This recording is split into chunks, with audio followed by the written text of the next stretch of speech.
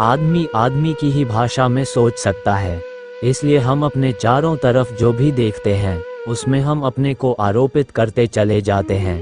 पृथ्वी को हम माता कहते हैं, आरोपण है।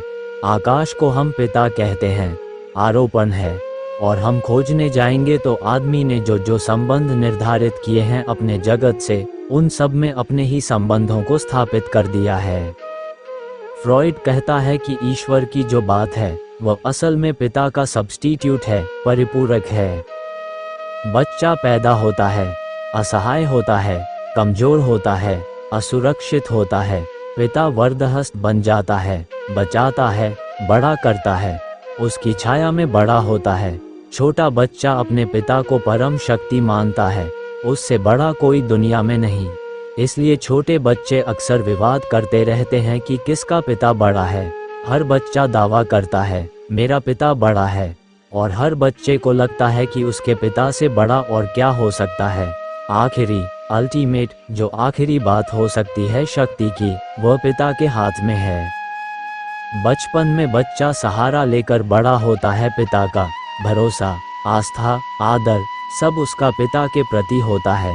अगर पिता उसका हाथ पकड़कर आग में भी चला जाए तो वह मजे से हंसता हुआ चला जाएगा, क्योंकि जहां पिता जा रहा है वहां जाने में कोई अड़चन नहीं है। अभी न कोई संदेह जगा है, न अभी कोई अनास्था पैदा हुई है। अभी पिता परम श्रद्धा का पात्र है। लेकिन जैसे जैसे बच्चा बड़ा होगा ये श्रद्धा टूटने लगेगी। पिता की कमजोरियां दिखाई पड़नी शुरू हो जाएंगी।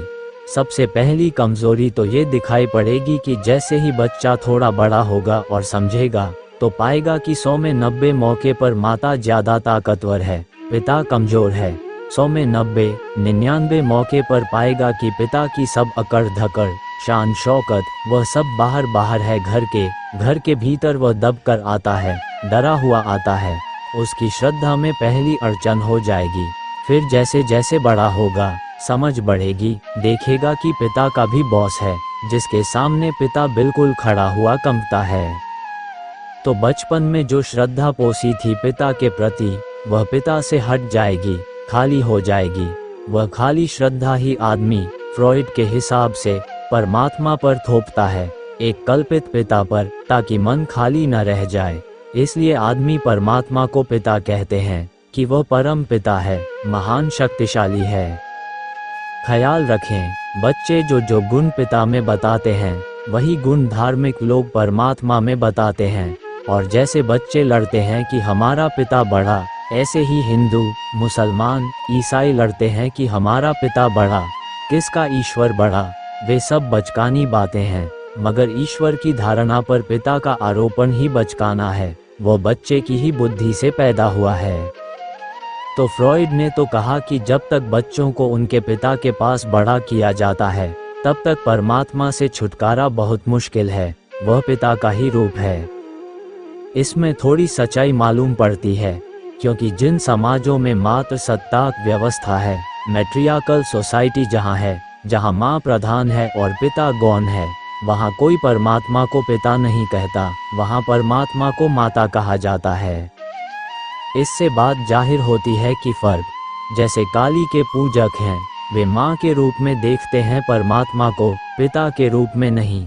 ये काली के पूजक मात्र सत्ताक समाज से आते हैं, जहाँ माँ प्रधान है, जहाँ पिता गौण है।